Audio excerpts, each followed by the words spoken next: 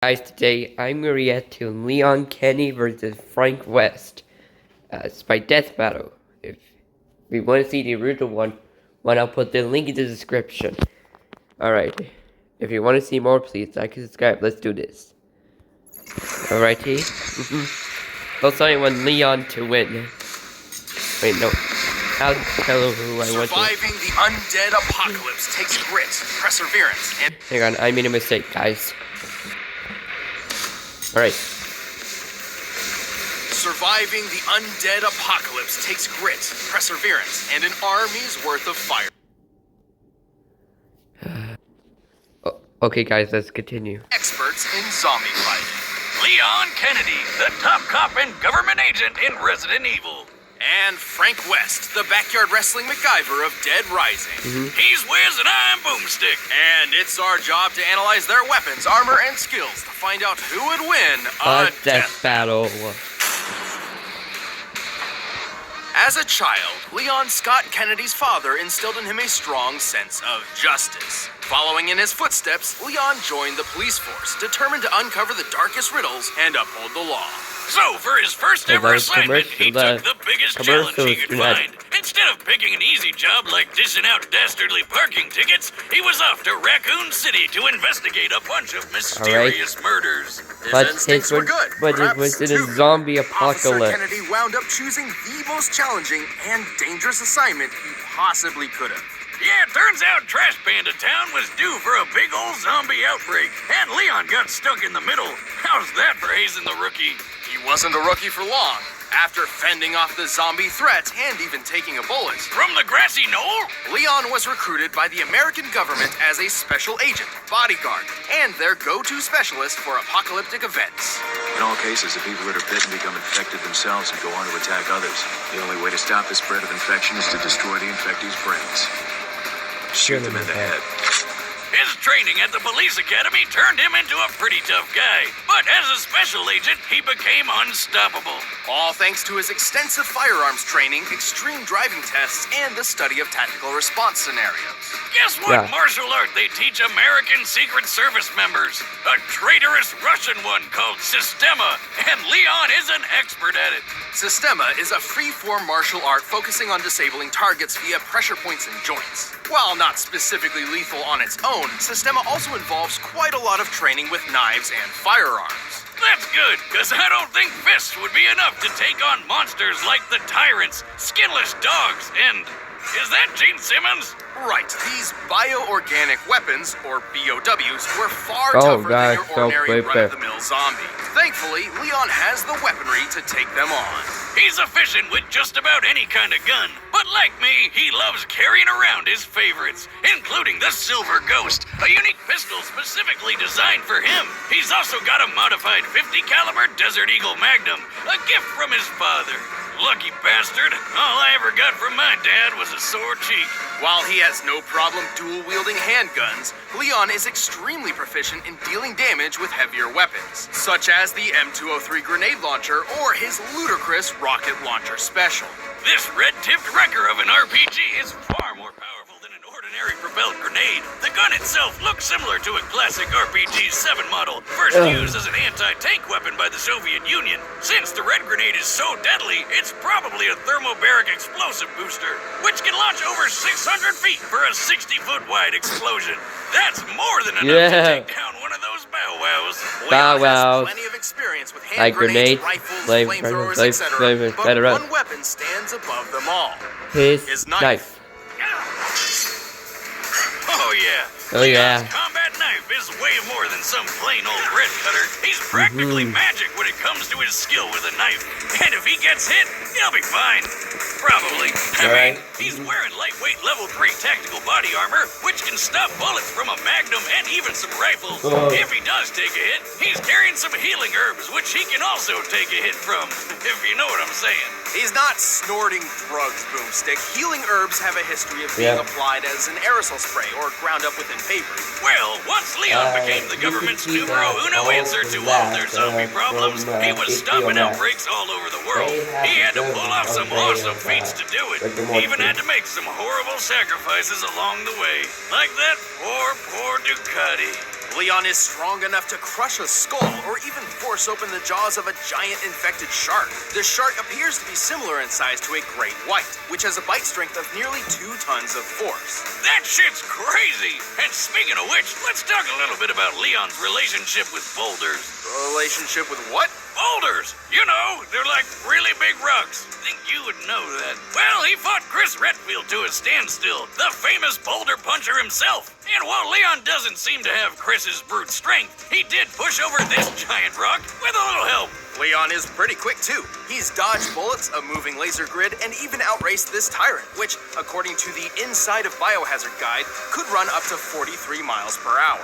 He's even thrown his trusty knife fast enough that this creepy guy didn't even react until, The average time for a person to perceive and react to movement is a quarter of a second. Leon appears to be about 30 feet away from his target Salazar here, meaning he threw his knife around 80 miles per hour. The average speed for most world-class knife throwers is only 35 miles per hour, so he's more than double that.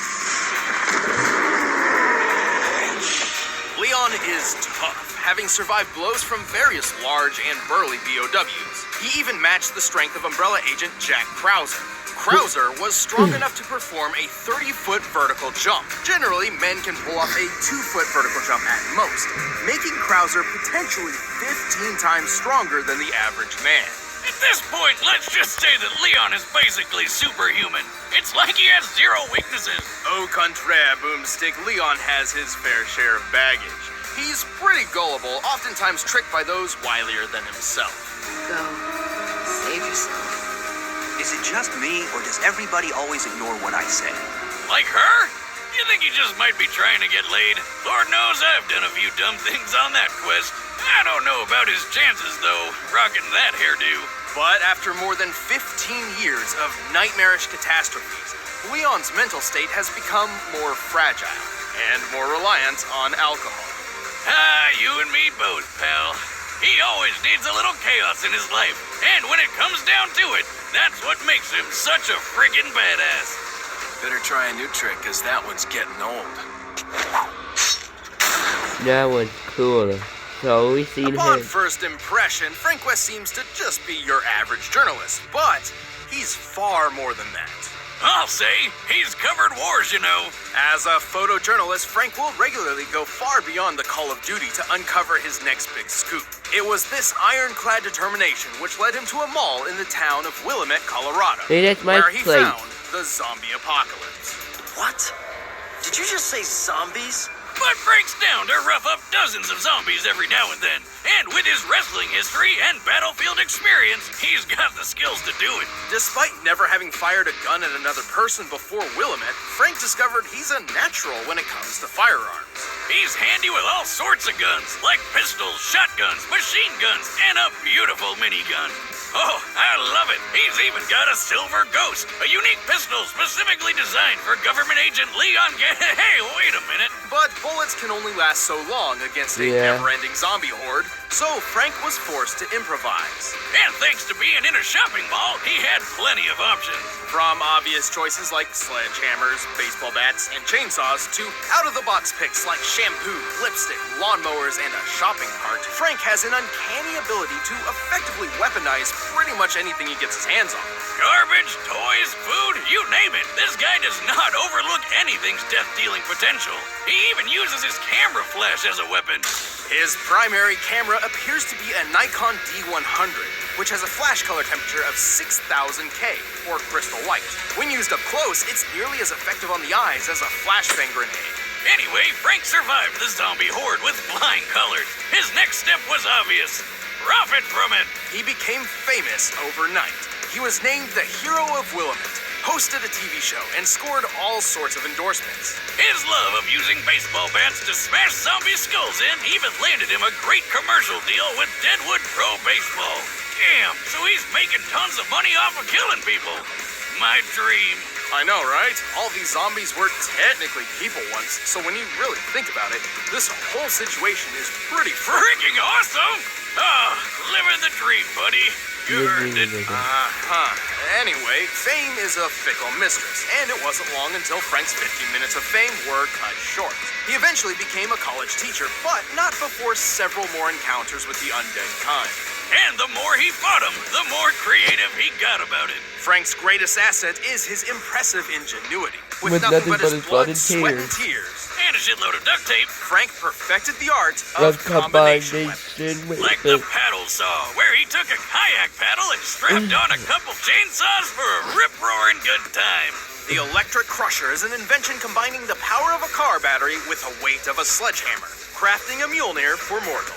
The Blitzkrieg is a freaking wheelchair powered by a car battery, firing machine guns all over the place. Stephen Hawking could have even beat death with that. He can make a laser sword by sticking a gem into a flashlight. Don't ask me how. And the Reaper is the unholy union of sickle and samurai sword. Wow, and all that is just scratching the surface. He even He's got combo combined vehicles, weapons, like vehicles, like the exosuit. exosuit. That's a suit made of slurping machines. Which shoots ice tornadoes. Talk about cool, pun intended. Even stranger, Frank He can has even used use an a arcade machine to copy the other some of the powers characters. of fellow Capcom Like characters. Dante. You're a We know wizard, that dude. Frankie. No, he's not magic. Mega His Man, powers come directly Akuma, from costumes Moga, most commonly Hegama, obtained from the Hero, machine. and other For example, characters. he can don Ryu's key to And perform Ryu's hurricane kicks, and or Mega Man X's Man's armor complete with the armor. Mega Buster. You are what you wear. And Speaking you of hear costume zombie changes, sport. sadly, Frank eventually was caught by zombies and wound up becoming another mindless slave of the undead horde. But it's okay. He got better. Frank has pulled off a lot of impressive feats. Despite having little formal training aside from maybe a 3-day combat journalist crash course, he's killed hundreds, maybe thousands of zombies, giving him one of the highest body counts in video game history. He's really strong, too. He can pull a zombie's limbs and head off, no problem. And in the exosuit, he's pushed around a 2-ton car. He's tough enough to survive long falls and devastating helicopter crashes with little issues. And he's quick enough to catch up to and board a train moving 15 miles per hour in less than 3 seconds. He can even hop off zombies' heads like a ninja so well that the zombies barely even notice. Wait, they don't Yeah. notice that he's literally jumping off their heads? How the hell does he pull that off? Yeah. Very carefully. But Frank has fought more than just mindless zombies. Yeah, like some crazy clowns with chainsaws and a freeze gun, and plenty of other psychomaniacs. This is my stuff! Like that dude. Including Lance Corporal Calder, the world's first intelligent soldier zombie. Also, I think it's important to note many of these feats were performed in a span of 72 hours with no sleep or rest. According to a study on sleep deprivation in 2010, an average human's physical and mental health begins to severely deteriorate after 36 hours of no sleep, resulting in disorientation and even hallucinations. Here I thought heavy drinking was the only way to legally hallucinate. Well, time to binge Netflix until I trip balls. Whether by inhuman stamina or just a shit ton of adrenaline, Frank was in peak condition for twice as long as he should have been. There's that journalist determination again. Sure, he may be a bit of a self-serving asshole, but he's pulled off the impossible more This than is once, it. This even dude when he made got it into his possible. 50s. Once a survivor, Always a a survivor. Snag your very own disposable Digi-Jeep disposable camera. It's fantastic. I mean it. Seriously. I need a raise. Seriously. Alright. All right, The bets are set. Let's end this debate once and for all. But first, let me tell you about how you can be the MacGyver of the kitchen. Come on.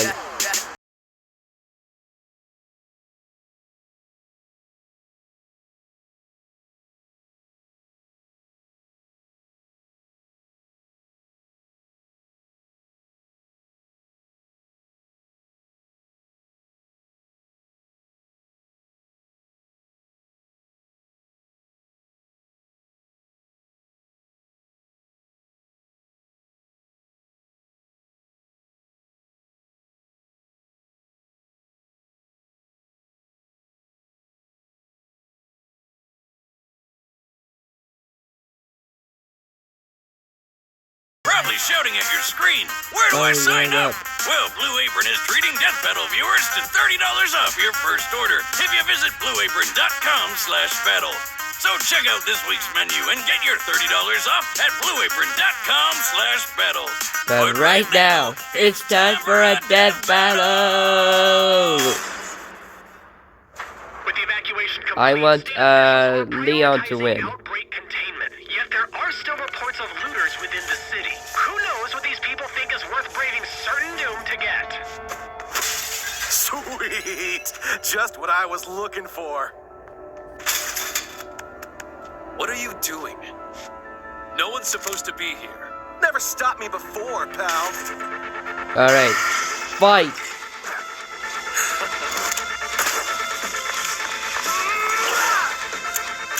Whoa. Come on, Leon. So that dude who's fine.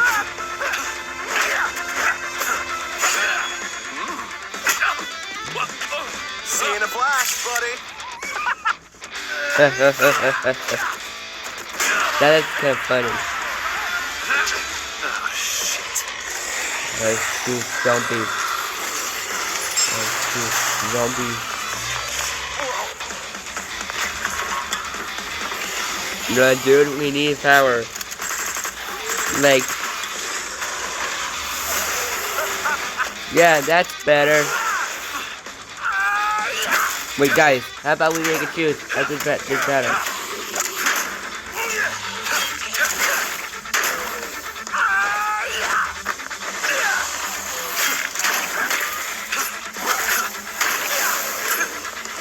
We should be like a duo, like a good team. Give it up, man. You can't keep up with me. Wanna bet? I've covered wars, you know. Well, there goes his hammer. That's nice, but I fought them. Alright. Let's see what he's gonna change here. Lucky me. Mega Man.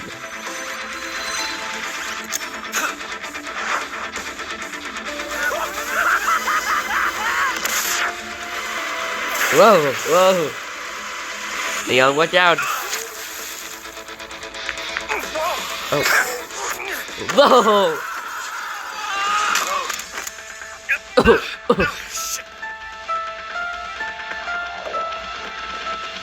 The egg don't shoot. Nice to meet you. Why don't you chill out? Did you get that from Schwarzenegger? And Arnold Schwarzenegger? Here we go. Ice tornado. It was ice fighting with you, buddy.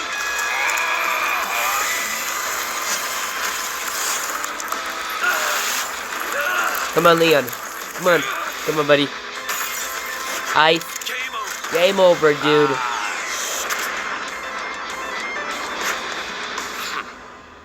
Huh. KO. Something tells me Frank won't be coming back from the dead this time. Frank's cheeky strategies and endlessly creative arsenal certainly put up a good fight. But in the end, Leon just had him beat in nearly every other category. Frank was one tough cookie, but Leon's superhuman abilities were just more impressive. Frank's pushed a 2-ton car, right? Yes, which is similar to Leon holding back the shark's 2-ton biting force. But his boulder feat was much more impressive. By comparing the boulder's size to Leon, it appears to have weighed around 9 tons at minimum. While Leon did have help pushing it, even half of 9 tons is much heavier than anything Frank's lifted or pushed. Leon and Frank seemed equally tough, but Leon was definitely quicker. Bullet timing, laser dodging, and hell, Leon's speed and precision with his knife on its own is more impressive than any speed feat Frank's got. But in the end, the most important question was whether or not Leon could cope with Frank's insane weaponry and unpredictable creativity. But Leon's seen plenty of crazy shit in his career and fought lots of surprising and off-putting monsters. His years of formal training and more consistent combat record certainly lent him the experience needed to win. He's survived numerous battles with enemies powerful enough to one-shot him, and he's shown plenty of creative strategy and critical thinking mid-fight. Like when he fought Tyrant Glenn, using momentum from his own injuries and throwing a freaking motorcycle through the air. Leon was just too fast, too strong, too experienced, and too badass. He was frankly on his game. The winner is Leon Kennedy. Thanks for watching this episode of Death Battle. If you want to check out commentary for this episode, you can click the little box right over there for a first membership trial. And if you want to grab the music from this fight, go ahead and do so. It's down in the description. Alrighty. Doctor Strange and Dr. Gloom. Doctor Strange and Doctor Fate. Alright, bye.